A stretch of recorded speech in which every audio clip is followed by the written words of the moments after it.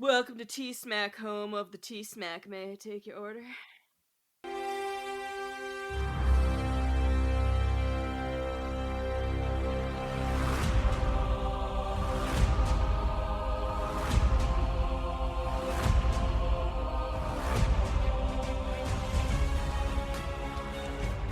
Hello there, everyone, and welcome to an all-new episode of Talking Smack, where we talk superheroes, movies, animation, comics, and much, much more. I am your host, Josh Scar, and joining me, as always, is my co-host, Alex. Alex, March Madness tidings be upon you. And March Madness tidings be upon you. Why, sir, I have the perfect bracket if we go back 49 hours. It was so beautiful. I thought that I had chosen wisely. I thought that I had done every little thing that I could. And then the players got on the court and my dreams were dashed. My money was gone. And now I'm just cheering against Duke. As one should. Yeah. Ricky always has to get us to do a bracket of some kind. This year we're just doing paper brackets and seeing who can make it the furthest. And she's not doing so well, which always ends up being bad for me because we watch the same amount of college basketball, which is none. And she like takes her time and thinks about these things. And I'm like, I haven't watched shit. I don't know what's going on. And I just pick my teams based on like what I remember from them doing the previous year. Like ESPN said that like 55% of their brackets busted because number 9 seeded Creighton beat number 8 seeded. I don't even remember. And 55% of brackets busted. I picked Creighton because they did pretty well last year from memory. I think they made it to like the Sweet 16. And so I was like, Creighton, why not? We need upsets here and there. So let's go with that one. And even one of my coworkers, like his bracket busted almost immediately. And he was complaining about how the Creighton win did something for his bracket. And I was like, oh, I picked Creighton. Like, so at least because it goes by like departments. So like our department's still doing okay, I guess. But he was just like complaining about how the Creighton thing ruined his bracket. I'm like, hey, at least I got it right. Because again, as a team, we're doing okay. And he's just like, man, who would have seen that coming? And I'm like, this guy who picked Creighton that we are talking about right now. Like, okay, I guess you're the only bracket that matters in your world. That's fine. I really find it so funny that people are really sad when their bracket breaks. It's like a 1 in like 3.2 billion chance of a perfect bracket or something like that. And I don't watch college basketball. I just like pick names. I of course pick the Ohio State because that's where my wife's family went to college and all that. And so I have to cheer for the Buckeyes. I pick Duke to lose because I read somewhere that Duke sucks. So I just immediately like, wait, they're playing somebody they've lost, which is perfectly fine. All I know is it's a nice brief spot of time where you can go, hey, what do you know? That, 97th ranked team finished as a 78th ranked team. Awesome. I did okay.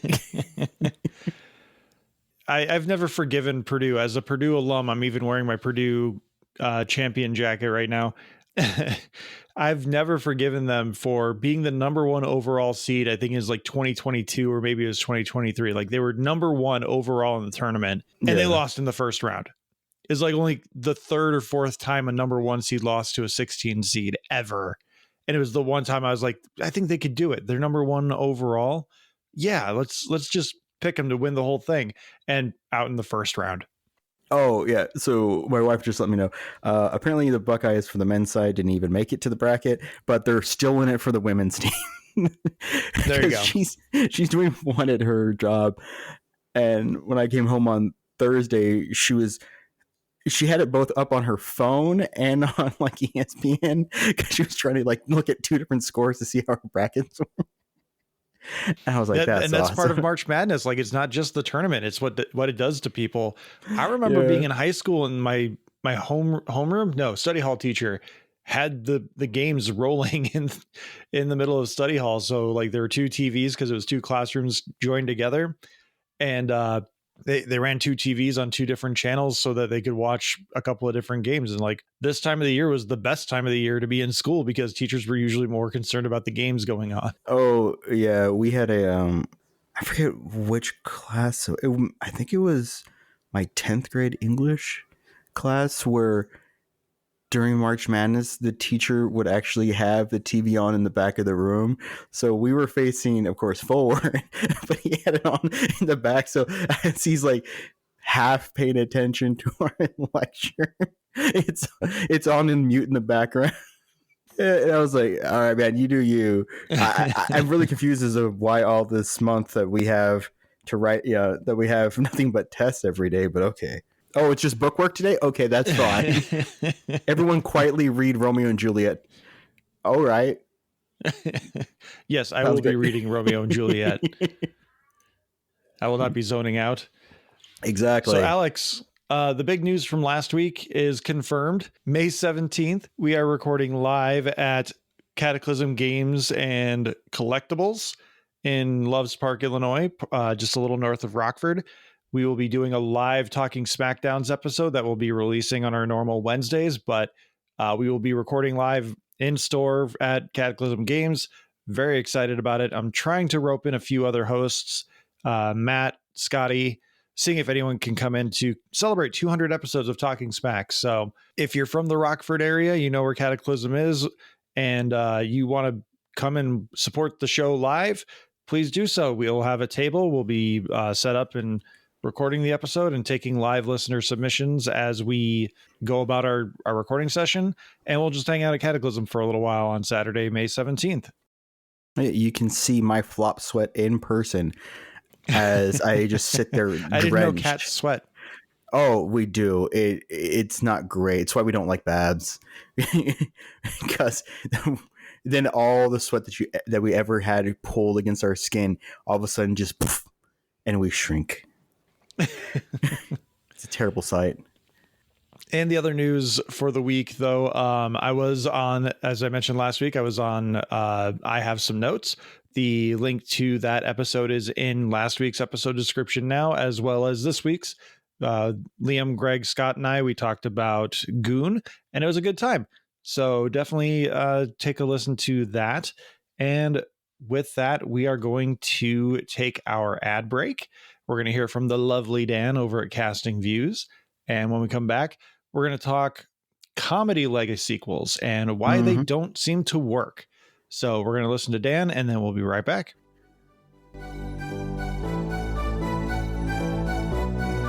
Fancy taking a humorous trip down a random topic each week?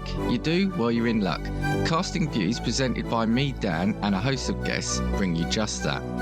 With topics from the world of entertainment, science, sport, and everyday life, there's bound to be a topic that's going to inform and amuse.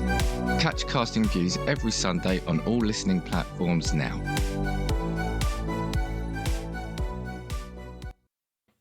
I think that's Dan's old promo. He has a new one where he updated the background music, I think.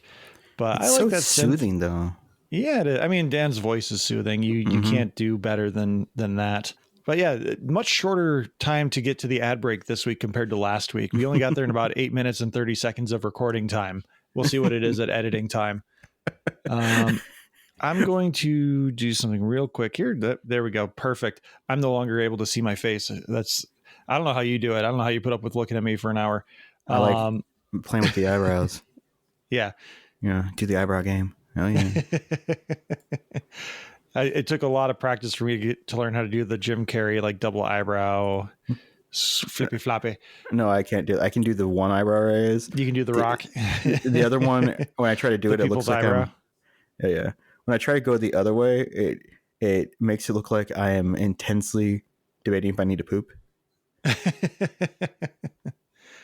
Or you know what? I don't know what happened here in my brain, but we have a friend who self-publishes her own books, Kat Stark. I was at the local comic shop picking up my books, and for the first time in however long I've been going there, I turned around and I realized that they have a local artist or a local author section, and they've got a whole shelf devoted to Kat. If you I need to talk to her and see like if she has links to stuff so we can promote her stuff too.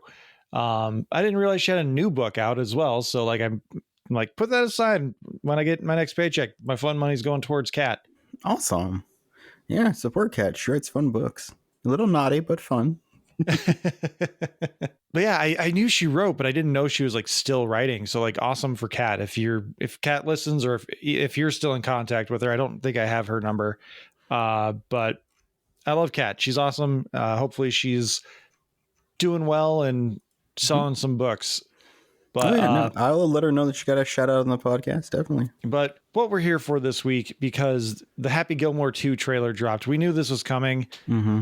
Much with everything that we get a trailer for, almost everything we get a trailer for nowadays, I'm just like, why? And Happy Gilmore is no exception. Like, there's no reason for a Happy Gilmore other than Adam Sandler needed a new project with some name recognition that's beyond just Adam Sandler and his buddies, or Adam Sandler and Jennifer Aniston. So in this one, this is where we're going with this Legasequels conversation for comedies. It really just looks like Happy's doing the thing that Alex loves, which is our hero so many years later is downtrodden for whatever reason. And it looks like he's losing his house, or maybe he's just moving out of the house that his grandfather built, that his grandmother was fighting for in the first movie. And now he has to go back into golf for whatever reason. And Shooter McGavin's back, and Happy's got to relearn how to play the game of golf. It's the same movie, just with a little twist. And I think that's kind of where we were going with this, but I kind of wanted to get your take on it, Alex, before I dive any further into this, because you're the one that kind of came up with this topic. So I want to let you steer the boat. Yeah, I have nothing against making a sequel. I mean, 2 or 3 of my top 10 movies are sequels. Of course, those movies would be Aliens, Terminator 2, and Zoolander 2, because it just brought so much. No. I think the idea of a Happy Gilmore 2 is interesting, because Happy Gilmore had some great moments, especially it hit me as a child in the right time, where I was entering my teenage years, and it was like, what? Bob Barker's in it getting beat up? I watch him every morning on The Price is Right. Okay.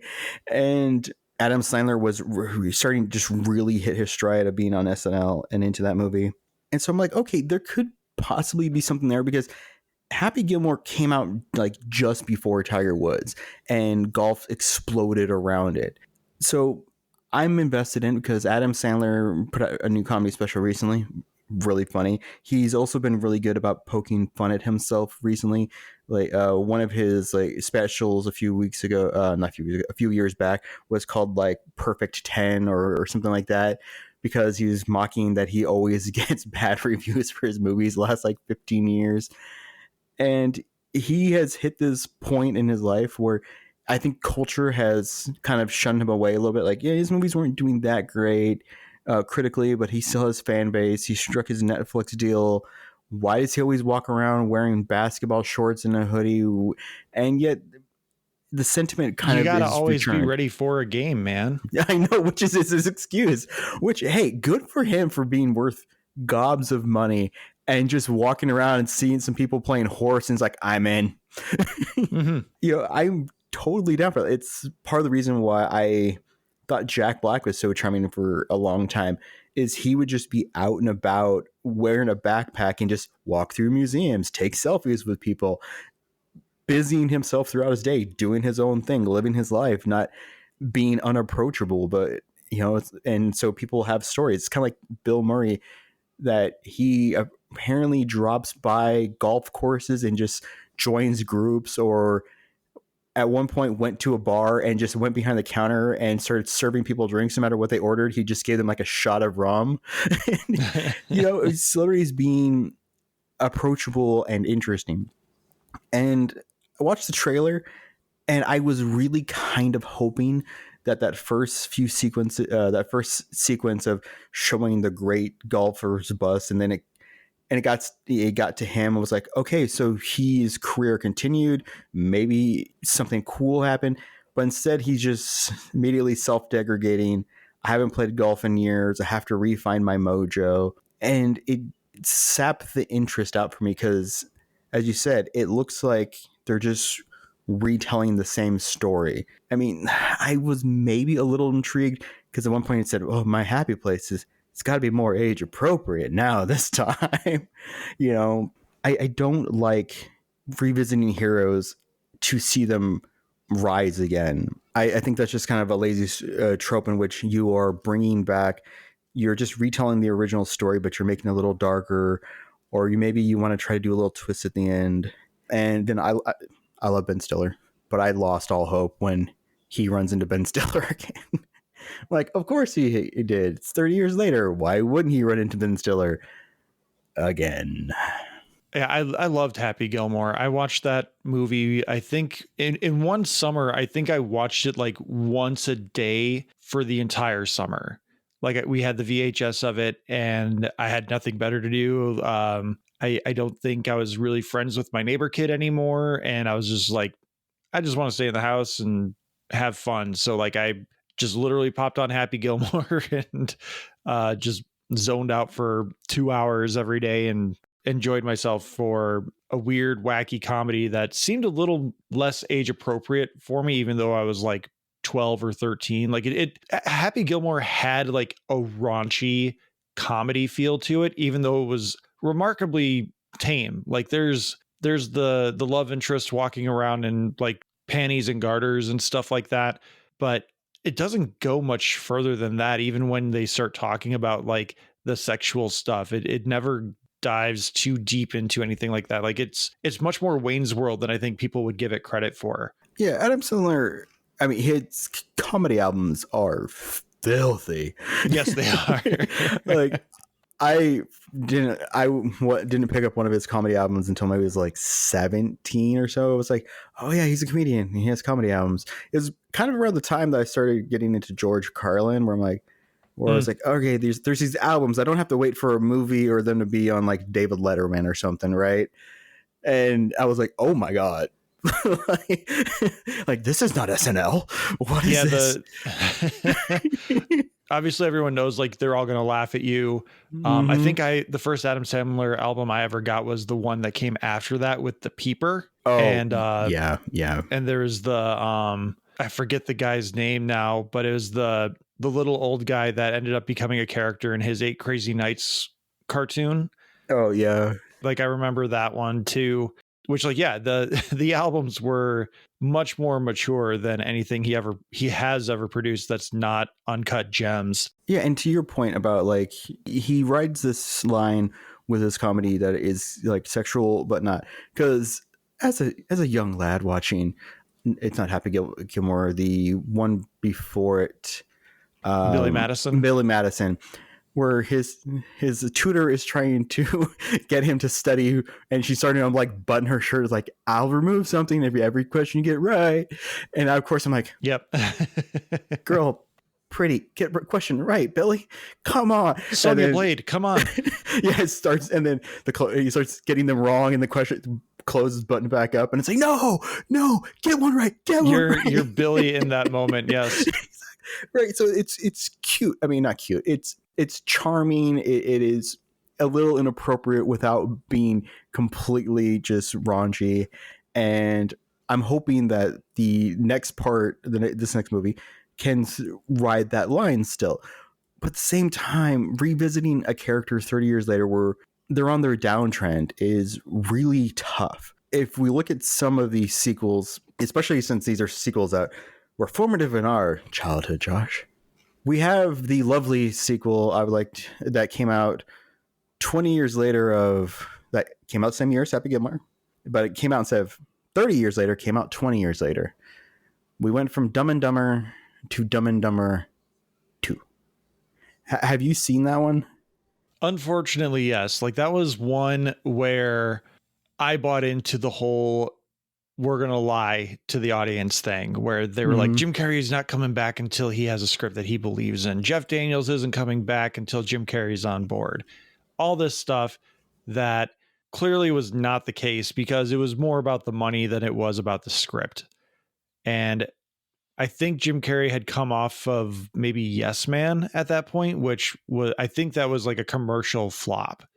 Right. And so coming back to Dumb and Dumber, it's a known brand, so there's a certain amount of security in what the box office return is going to be, and predictable movie, pretty much nothing but callbacks. Anything that is new and unique in the movie is not interesting, because these are guys that are 20 years older and they're trying to do the same stuff they were doing 20 years ago when they were younger, and it comes off more sad than funny. That is part of it. It's like, comedies do hit a certain zeitgeist, ones that really pop and linger. Dumb and Dumber 2 did make decent money. It made around 160 total, which was well below what the first one made, and its budget was much larger, but it turned a profit. And the original premise is that the writers seem to go, you know what? We can't have them have learned or anything at all. So it starts off with, apparently right after they got home from the first movie, Lloyd was knocked out and has been like bedridden, a vegetable state for literally 20 years as a joke. And then it just goes from there. And as you're right, as you said, it's just callbacks. It's not funny. There's a weirdly dark cancer storyline kind of half running through it that's never really resolved, but for a punchline. And not seeing you remember more about that movie than I do. Yeah. And not seeing people age and change just really hurts. And that brings it to one that I was kind of excited about, and I think you were too, of Eddie Murphy returning to a comedy that was of note, particularly me growing up. My mom was a bad mom, and she let me watch way terrible movies for my age. So Coming to America came out when I was well under the age of 13. And I remember watching it all the time and like elementary school. And the beginning of that movie is way more adult than the rest of it. Like, especially if you watch the edited version, you lose a lot in the beginning. The middle and end, no, there's like nothing, which I really kind of wonder, because the beginning of the movie starts off with like Prince Akeem being woken up and these nude women are bathing him, and this woman, there's a blowjob joke because this woman emerges like the royal penis is clean. James Earl Jones is talking about how he sleeps with all of his bathers, and then the second he gets to America, it's just remarkably clean other than like F words. It's just really funny. But I was excited for that movie, and that was another movie that was coming out about 30 years well, it was like 25 years later. Oh no, wait, it was 30 years later. It was 32 years later. Anyway, they showed, he's king now. They have a loving relationship. Everything was going well at first, until they had to tie it back to the first movie. And then they included some assault in there and a child from it, and he's blamed for it. And then they try to pivot that storyline in a weird way, that is this the prince or not? Is there a love interest? And it just doesn't work at all, because they take the good feelings and kind of sweetness and love story from the first one, and they put Akeem alone and stigmatized for something that happened to him. And it didn't work. It really actually set me off in a really bad way, where I felt like by trying to kind of honor the first movie, they've completely forgot the first movie's messages. This one, I think, was one where I was hesitantly excited for it. I think this one had the most opportunity to be unique and a literal sequel to the first movie instead of just a rehash, which I do think it does enough to be its own movie. The problem is it's just not a good movie. It's remarkably boring. Like, I don't think I actually finished it. Oh, wow. I think I walked away from it because I don't remember the end of it. I think it was too obvious that it wasn't his kid, and there's going to be a pivot towards something. Right. But it got to a point in the movie where I literally just turned it off. There's better things I could do with my day, and I was just like, I wasn't enjoying myself with it. The first one is an absolute classic. It's a great encapsulation of like 80s Americana and the way we operate with people in this country especially at that time. Whereas this one, I felt like it didn't have enough to say on that, which is also part of what makes a comedy a great comedy, is that it has something to say about something. Even Happy Gilmore, the original Happy Gilmore, even though it's a slapstick comedy, is kind of talking about how the everyman pretty much has no chance at entering into certain levels of athletics because they are limited by their budgetary needs. They could be the most gifted athlete in the world, but if they aren't born into a family that can afford to put them in camps, put them in travel teams, put them in, get them the best equipment, they have no shot, and they're just never going to amount to anything other than a local used car salesman for like for like a Parks and Rec reference. You had the Pete character that did the slam dunk one time in high school, and so now he's known throughout Pawnee as the slam dunk guy, and he doesn't want to be the slam dunk guy. He wants to be the guy that is a local businessman who has other interests, but because he never got a chance to do anything else, the town just acknowledges him as a sports guy.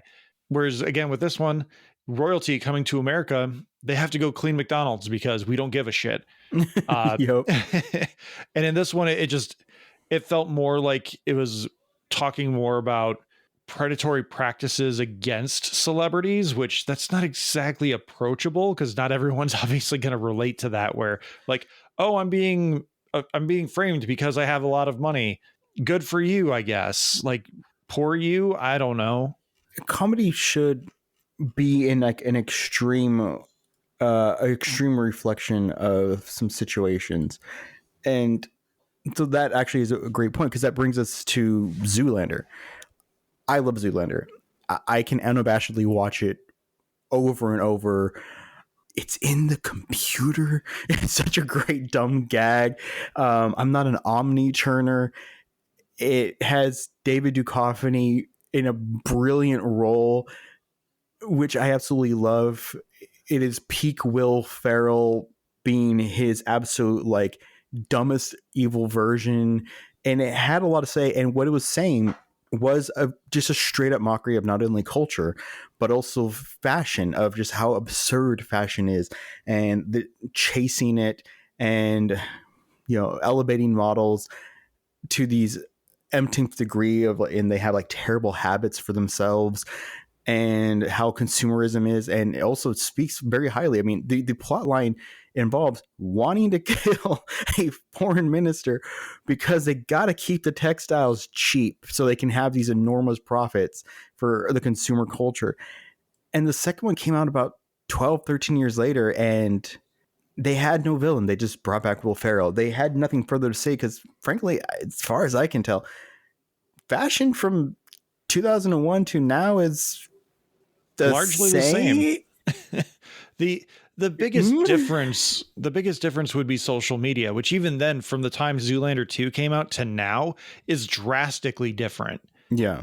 The amount of like being insta famous and influencers and all that, if they had done Zoolander now, they probably still wouldn't have made a good movie. Or I should say Zoolander 2, they still would not have made a good movie. But at least there's something more to say about like the rise of influencers versus legitimate celebrities. Right. And then they go on this weird thing about how models originally descended from like Adam and Eve or something weird. I don't quite remember it because I was just bored of like, okay, when are they going to bring the next joke out? Okay, the phones were super small now, and now they're like super big. Yeah, okay. Yeah, that's true. We did go to smaller and smaller cell phones, and now we went bigger. Okay, yeah, great. Okay, so there's more a meme out there fashion that perfected that joke though, because it's like the phone's getting smaller. We realize we can get porn on our phones. Phones get bigger. Exactly. It's just the loss of understanding of what is great out there. And so I think to be really timely with something about comedy is you have to hit that iron quickly. You can't just say, oh, it's been 20 years and nothing's changed with our characters. Or you can't just dismantle them and put them into a broken state so that you can just retell the same story. The prototypical example of why that doesn't work is Ghostbusters 1 and 2. And that wasn't even a legacy. It was 5 years later that they decided, which is a normal cycle time back in those days. Oh, yeah. And so what did they do? They realized they didn't really have another story again. And so they just hit reset. There was a lawsuit, apparently. Everything got broken. I think that Ghostbusters Afterlife kind of succeeds because they explain away that apparently all the ghosts were captured. It was just a weird event that happened over like that twice in New York in 5 years. And it was this kind of weird event. But even so, when we talked about that movie and how much we both liked it, we talked about how the next movie can't just tell the same story again. We've had now three successful Ghostbusters movies where, or at least in terms of financial sense, where the characters start from nothing and then they're the Ghostbusters at the end of it. It's working for Spider-Man and and it's Sony behind these movies now. So like, they're the company that, which I got a shout out from Mr. Sunday Movies for a post that I made talking about how Sony is now making a Starship Troopers movie. Yeah, as we discussed in our Sony's video game movie slate that they announced, Helldivers is essentially Starship Troopers. And I think we even joked about how Sony has both Starship Troopers and Helldivers under their mantle. And then sure enough, someone else in the building went, "Hey, people are talking about Starship Troopers. Is that something we have? We have it. Well, why aren't we making a movie about it? People are talking about it." Well, we're already making Helldivers, sir. That's not Starship Troopers. Do you spell Helldivers with Starship Troopers? Well, no, but okay, well then we'll make both. I super hope that both those movies come out from Sony like 6 months apart from each other. I mean, my dream would be they both come out from Sony the same weekend. But knowing Sony, they very well could. Do you want to? Hey, Josh, do you want to go see the jingoistic fascist movie about Marines attacking another ant colony, or would you like to go see the jingoistic fascist movie about attacking ant colonies? Double feature. Yeah. Oh wow, they're both 2 hours and 10 minutes long. Interesting. I think they're rebooting RoboCop around the same time too. Okay, the new RoboCop game that came out last year is actually pretty good. Rogue City, I've heard good things. Really quickly, I have not seen Zoolander 2 in all honesty, because I've been bitten by Dumb and Dumber 2. Yeah. I don't care about any of these movies anymore. Like these Legasequels, I'm literally done with them. I don't even have a Netflix subscription. So when Happy Gilmore comes out the weekend of Fantastic Four, guess what I'm not watching? And it's not Fantastic Four. Oh, really? I thought you were going to say Fantastic Four, because I'm going to sign up with a dummy Netflix account and immediately watch Happy Gilmore. I said, guess what I'm not watching? Yeah, it won't be Fantastic Four. Yeah, it's a double negative, which means I will be watching Fantastic Four, not Happy Gilmore. That's how double negatives work? I've been lied to my entire life. So comedies, in my opinion, work best when they're released fairly quickly upon each other. To bring up another comedy franchise that actually did have a Legasequel, the American Pie movies. American Pie 1, a little problematic these days, but you know what? When I was a teenager, it was perfect. I mean, Blink-182 was in that movie briefly for some reason, watching a web stream of a girl undressing. It's fine. But the second one came out and it actually continued storyline. People had broken up. They were now in college. Jason Biggs was still really confused about stuff. Allison Hannigan Michelle was really still just beating the hell out of Jim. Stifler was still being Stifler, and Eugene Levy was winning over our hearts, and Jennifer Coolidge as Stifler's mom was just perfect. And they waited a few years, and then they tried American Wedding, but by then you're looking like 3-4 years down the road, 5 years, and it's not working quite as well anymore. And then they waited like 7 years for American Reunion, and it just don't really care about the characters. Nobody's really growing. The jokes are getting dated and weird. So, it's on the back burner, right? Did you ever watch Anchorman 2? No, that's another one that I love the first Anchorman, and nothing that I saw from the trailers in Anchorman 2 coming out made me want to see it. There was nothing. Everything in the trailer was, again, either callbacks or some super cringe bullshit that did not seem relevant to anything. Like there's that scene where he's having dinner with the Black family and he's just like, "Can I get an amen?" or something, like just something that's racially insensitive. It didn't seem funny. And I was very much over Will Ferrell at that point too. I think Anchorman was where I just was like, yeah, you're done. Like I really enjoyed him in Stranger Than Fiction. Mm-hmm. But after that, I was just like, this guy can just go away now. I did not like Anchorman. it was hitting me at the period of my life where I just didn't quite get it. And other than the anchor fight and then the aftermath of like, you threw a trident at a guy, you're going to have to go. I killed a guy. Yeah. You know, that thing where like, I like lamp, you know, those are things. But for me, the story just didn't work because maybe I wasn't an adult enough to understand some of the workplace jokes. Maybe I was just getting over things. But yeah, they have their like fantasy romance scene, and I was like, what is the point of this? And then the whole like, there's a rainbow, do me on it. I'm like, is that funny? Yes, it Am I is. supposed to be laughing?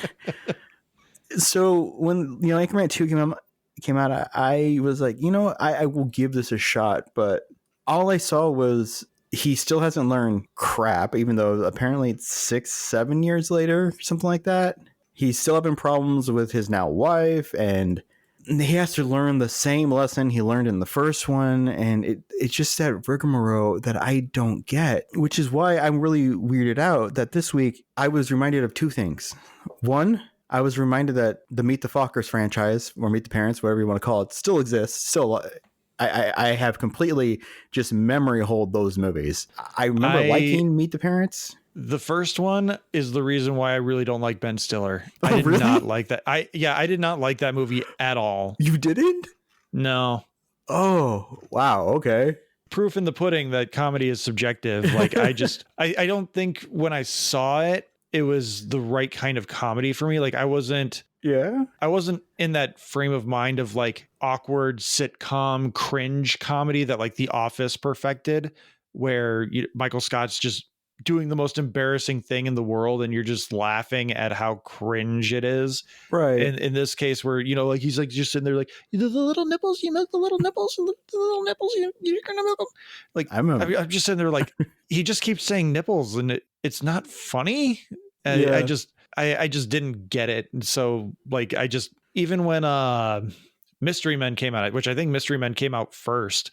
Mystery Men came out like 97, something like that. Yeah. Well before Meet the Fockers. I Meet the Parents. I think I saw There's Something About Mary after I saw Meet the Parents as well, which I think There's Something About Mary, just the pure raunchy comedy of it is what kind of separated it for me. I liked it in spite of Ben Stiller. It was kind of like he was just a blank slate where anyone could be in there, but overall, just the Meet the Fockers franchise, the fact that they made 3 every time they announced one, like I had to roll my eyes because it's just like, I don't get it. I didn't realize how closely these movies were released to each other. So it went Something About Mary in 98, Mystery Men in 99, and then Meet the Parents in 2000. So yeah, that was a great streak for Ben Stiller. That was just, he is hitting home runs with his picks and films. And when was Zoolander? That was 03? 2001. Oh, one? Okay. It came out like in late September, early October 2001. And when was the first Fockers? Meet the Parents was 2000. Okay. So yeah. I mean, like a pretty good 4 or 5 year run. But yeah, I like the first Meet the Parents. It made me laugh just because it's also, I realized how weird, not to body shame Ben Stiller, but that scene where he puts on trunks, you realize kind of how like weirdly built his body is. Because for being somebody who's kind of like playing this like shy, kind of bashful, unsure about himself, he takes off his shirt and he is jacked. And then he's trying to like not flex to show that like, oh, I'm just awkward. It's like, dude, no, you work out, man. You work out a lot. You just didn't want to take off like 6 months and lose that build. Actually, probably because he was doing... Probably because he was getting ready for Zoolander. Yes, that would explain it. Right, because he went from that to Zoolander, so he's got to be really built. Okay, mystery solved, but still, when... Mystery Men solved. So 4 years later, Meet the Fockers comes out, does even better, huge hit. I dug it because they're adding more to the cast. It's now getting his life. But then they waited 6 years for Meet the Little Fockers. That one did the worst of all 3 of them, critically, commercially. As well it should. And 16 years... Haven't seen it, but as well it should. They went from like relationship kind of comedy to, and now we're parents and parent comedy, which... Awkward situations with our kids. Exactly. School, parents, relating to other people. We're raising our children wrong. No, they are. It's kids like, walking in on situations. Yes, everything's terrible. It's been told 1,000 times before. Oh no, the grandparents are intruding. One, you have the super rigid ones, and now you have the goosey loosey ones. How should the kids be raised? Don't care. Well, apparently they're working on another one. The writer's back. They're looking for a director, and we're getting a sequel 17 years later. By the time it releases. Okay. And it'll probably just be like Father of the Bride 4. I like Father of the Bride Part 1 and Part 2, actually. Yeah, no, those are two fantastic movies. Oh, yeah. I'm just saying, like, they'll probably it's either going to be either a double wedding or kids graduating college and like differing lifestyles. Like you have the more traditional one and then you have the wild card or something. I don't know. Right. So let me guess. They're going to have three, like, based on what you're saying, they're probably going to have 3 kids. Maybe 4. One's going to be very much like him. One's going to be much like mom. One's going to be super rigid, probably like the granddad, because you got to have that. And then there's like there's going to be the slob that's still one. living at home. Yes, of course there is. Right. Yeah. The one that Ben Stiller raised a little too soft for the older, for the parent, Robert De Niro. Right. Great. You know what? Let's pitch it. We should release the script somewhere, just cobble like a 60-page script together, release it online, and just get it so it's trademarked so they can so they can't steal our ideas. Or so when they steal our ideas, we can sue them for money and they'll settle out of court. And we each get a nice like $40,000 payday. Okay, you know what? That's actually, I've been talking about. I need to work on getting the Talking Smack website built. That's actually just what it's going to be. It's just going to be like our stream of consciousness pitches for sequels, so that every once in a while we can just fire it off to the legal office and be like, "Money, please, money, please." Just every once in a while, hey Josh, another $40,000 check, so they can use 3 of the obvious ideas of what they're going to do. So this is but also Disney will always get away with it. Oh yeah, no. Actually, what it's going to be is we're going to have to pay them $40,000. It's like, what? But we trademarked first. Yeah, how does this work? Do we at least get like a ticket to Disney? We have to pay double to go to Disney World. Can we get a day pass to Disneyland? We'll pay for airfare. Yeah, exactly. Next time you do a screening of a movie in a private castle, please invite us. We really like it. We will shill your Disney Plus. You're not a sponsor. You don't have to. God damn it, you should be. Throw us $4.99 a month. That's not even the cost of Disney Plus subscription in Hulu. We'll just take $4.99, and that's pennies. Not even $5. That's $2.49.5 for each of us. Exactly. Which brings me to something I was reminded of against my will. And hearing this news and it being explained what this sequel that is not in production but will soon be in production is about hurts me. Josh, can you imagine going up to a comedy legend who is 98 years old, who has a son that is known for writing about zombies in books, and he's got his own, script. He's got his own books. He's got his own like comic series and stuff like that. And you go up to this 98-year-old man. He's like, "Sir, we did a sequel a few years back to Jews in Space, and now we would like to do a sequel without Mark Moranis because he's retired, to Spaceballs." Merchandising, where the real money from the movie is made. And the person working with this lovely, amazing, funny comedy legend said that in order to get him on board, he had to explain the last 35 years of Star Wars to him, including the sequels, about why the jokes in the script that he wrote were funny. Oh, God. Yeah, this is one I was concerned we were talking about because I really don't want it to be real. I don't want it to actually be happening. I'm so shocked because Mel Brooks basically retired about 30 years ago. He just went into his Broadway stuff. Producers is fantastic. Not Camelot. He did the Producers, and what is the other one he did that was running for quite a long time? I can't freaking think of it, and it's driving me bonkers. But he's had several, successful Broadway plays, and he kind of, just is retired, living his life.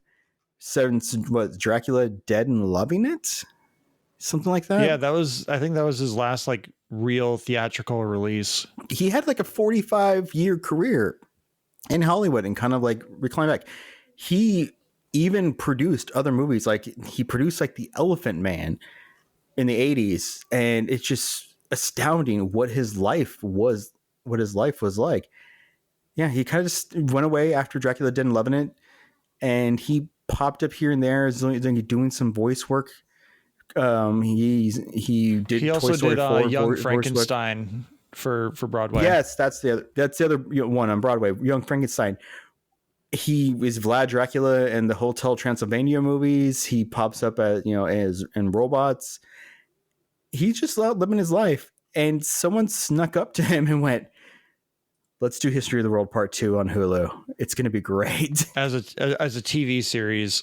Yeah, which I didn't watch, but I didn't watch it either. It just Dumb and Dumber 2 broke me for anything like this because it's not going to have the same feel. It's not going to resonate the same because it's not going to be speaking to anything as directly as his previous works did.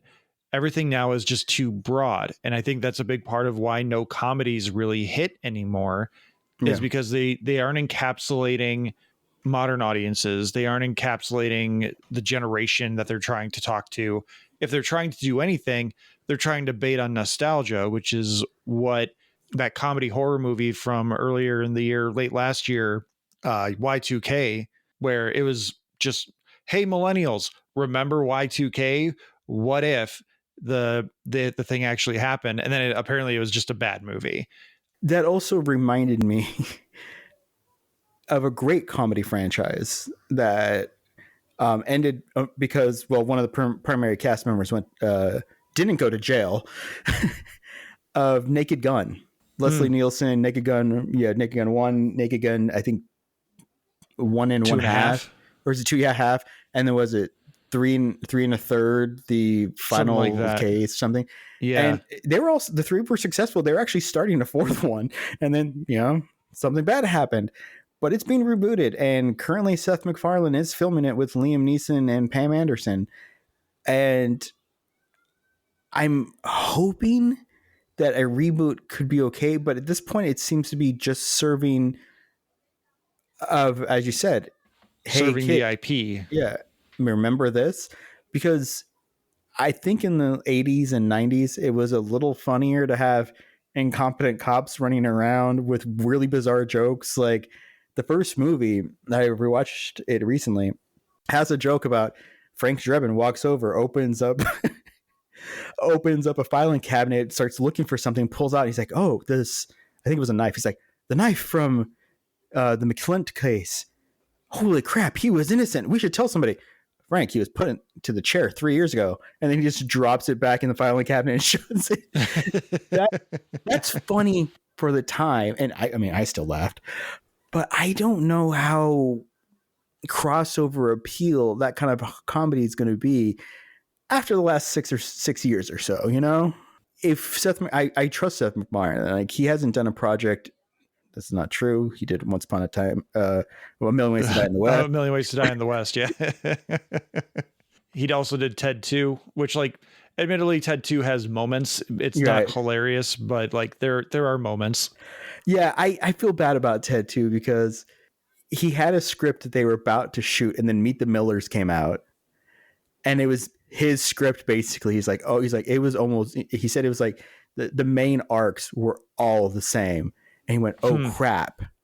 So then they were about to start shooting. So he just sits down, rewrites as much as he can. And then I believe he had to write out Mila Kunis because she was pregnant or something like that. So shooting schedule wouldn't fit her in with the rewrites he was doing. And so he ended up with what they ended up with, which isn't great, but but at least we got the Ted TV series out of it. That's true. And I mean, you have that moment where he's trying to summon Beetlejuice and stuff too. Like, maybe he can't write a movie, but he can write a couple of really funny jokes every now and again. Oh, he can. And so that brings me back to Spaceballs. What are they going to say with the Spaceballs movie that hasn't been said in 3 dozen Robot Chicken specials and the Family Guy Star Wars specials that they've done? Where is that mine to, where's the vein to mine? I don't see what they can do with something, because when Spaceballs came out, I mean, Spaceballs came out, what, 88, 89, 4 or 5 years after Return of the Jedi? Mm-hmm. It was actually starting to hit the tail end of relevance, because we hadn't had a new Star Wars movie in a few years. There was maybe the Ewok Adventures, the Young Jedi Academy Adventures, maybe the book series were starting to come out. But I remember reading some contemporary reviews. Spaceballs was 87. It was 87. just before the PG-13 shift, because if you remember, famously, they drop an F-bomb in there in a PG movie. Oh my God, that's right, they do. But they didn't have a lot. I'm struggling to make a point other than I don't know what is left to intellectually mine from Star Wars that is not already been done in a timely fashion now. Yeah, and it's, to your point, it is 1000% accurate that with the way information is dispersed now and skits and other things, like if they had done Spaceballs 2 after the prequel trilogy, maybe that's something. Yeah. But we're going on, by the time this is coming out, it's almost 40 years later. We're 36 years at this point, 37 years. Yeah. And nothing that has been done on YouTube, like you said, Family Guy, Saturday Night Live, nothing that has been done since then about the sequels, the prequels, that well is dry. Right. All you are literally doing is delivering on a punchline and a promise from a movie that was a joke. Yeah. And at that point, by the time it comes out, because I think they're aiming for 2027, you're going to be making fun of the sequel series, probably. And that's going to be 7-8 years after the sequel series has ended. Are you going to like slip in some like Mandalorian jokes in there? or it's going to be a cynical, not quite self-aware movie about studios mining IPs to death, because like I think that's the only thing you can say about this in any kind of way. But how do you make a Star Wars parody in that vein? Like, right. Maybe Josh Gad is a comedic genius and we just don't really know it because all we see is Olaf when he speaks. But I don't have faith in the project because I don't think Josh Gad has those kind of chops. Right. Because to go into what I was saying once again, the South Park guys do this stuff once every 2 or 3 years now because they can just do whatever the hell they want. They have enough money and they're just like, oh, hey, we're running a little low. Like we've hit $150 million in our bank accounts. We need a little bit more money. Let's do 12 episodes of South Park. Right. And I mean, they got Casa Bonita that they need to keep funding because they're in the whole like, which by the way, Casa Bonita, Mia Moore on Paramount Plus about them resurrecting a shticky restaurant that is really only known in Colorado and turning like I think maybe 10 million into like a $50 million sink is fantastic. Bravo. These guys have gobs of money and they're spending it to revamp something from their childhood that they know is terrible and provide economic benefit, and good for them. But I think to your point of like, if they're going to be mocking the studio system and stuff like that, we already have, and this is within the last 6 months, 2 prestige shows that have done that. You had The Franchise, which was on HBO, which I absolutely loved, which is basically... And it got canceled. Yeah, it got canceled. I loved it. Shocking. I absolutely loved it. It was... I truly believe that somebody inside of Marvel just slid scripts to them and said, put somebody else's name on it and just kick me a check. Because I truly believe the stuff they were talking about is probably stuff that was happening throughout the Marvel franchise. But then we also have a show coming out this week with Seth Rogen called The Studio, about a guy who's pointed the head of a production of the studio company and how movies are made. And that is something that's going to be interesting to be explored, especially since we have Marvel people in the show as playing themselves, like Anthony Mackie, Charlize Theron. They're going to be in it as themselves. and not necessarily referencing, their Marvel movie personas, but you also have like Zoe Kravitz in there. You have Ron Howard, Paul Dano, Zac Efron, people who are known for, having franchises, who are known for studio systems, being in the studio system with different movies and productions. It's going to be interesting. I'm not sure that just releasing I don't want to break Mel Brooks' heart. He's 98. This man should be loved and spending time with his child who writes about zombies. God bless Max Brooks as well. Exactly. If you haven't read World War Z, read World War Z. It's so much better than that generic movie that we got. I think we kind of hit the nail on the head when we're talking about how there's usually something within a generation like that comedy can latch onto and appeal to. And now with whatever studios are doing, where they're going more for like the Nickelback appeal, where it's just broad acceptance and tolerance of something, where it's not great, it's not bad, it's good, and it can be enjoyed if you hit it properly. And I don't think that's something that lends itself to comedy, because I kind of make a little bit of a backhanded joke about this in my episode with I Have Some Notes. We were talking about the accents that show up in Goon, and I make an offhanded comment about how Charlie Berens has made a career out of just doing the Wisconsin accent and talking about going down to the Fleet Farm and the Packers, and he's made a career out of just doing the superfan bit, but he's just talking about Midwestern shit that we do every day. Mm-hmm. But he's doing it in the Wisconsin accent, and everyone loves it because he's hater, hider, ho there. I love the stuff I've seen Charlie Berens do. And I didn't know, did you realize he swung by the Coronado like 2 years ago and he sold it out? I'm not surprised, because again, our area especially eats that shit up. It's not even lowbrow comedy. It's just broad appeal. Yeah. It's generic comedy because all he's doing is telling stories about his dad, sending him down to the Fleet Farm, which, you're in Illinois, so you got the farm and Fleet, you got the bad one. Shit like that. You guys don't sell your guns. How do you not sell guns in the farm and Fleet when you're in the Fleet Farm? I don't even know some of his jokes. I will admit that like he has this really funny bit where it's like a Packer fan meets a Bears fan, and it's just them trading insults and stereotypes from like Wisconsin and Illinois. Yeah. Which again, when done in the accent, it's funny. When you just take a step back and think about it, it's like, that's just shit my friends and I say when we're just hanging out. Yeah. It's not anything unique. It's not anything really funny. It's just that he has a platform where he can now be like, hey, you guys remember this thing? Or you guys from the Midwest, you know this? Like, yeah, we do. Oh my God, you know the thing. But he gets to go talk about Packers games on Fox Sports Sunday at Lambeau Field, and I'm stuck in my basement. But it's because I'm not sitting around talking about in the Wisconsin accent.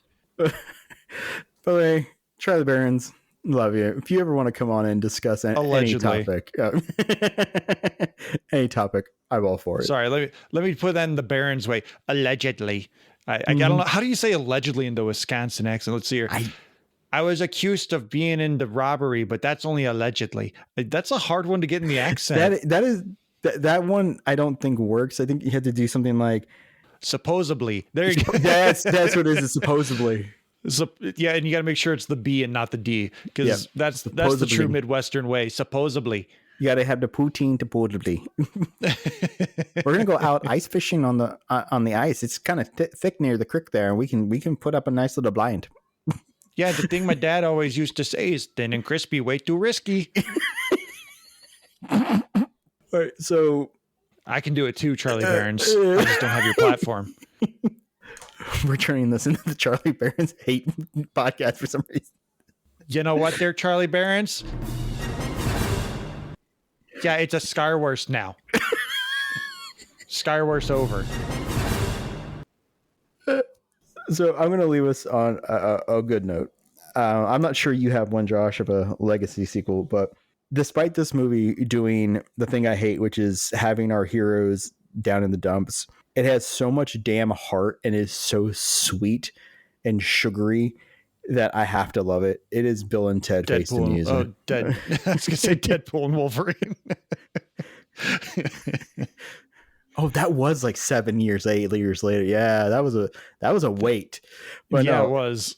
But it starts off with them. They're at the bottom because they were at the top of the world after Bill and Ted's Bogus Journey, where they, kind of united the world and kind of brought peace, had a band with death and all this, and broke up and, got back together, all this crap. And it starts with them still trying to write the song that's going to bring peace throughout the universe.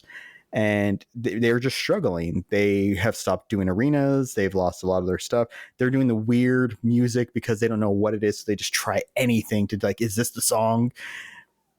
They get the band back together. Their kids, of course, are just like them. One's exactly like Bill. One's exactly like Ted. They're both adorable.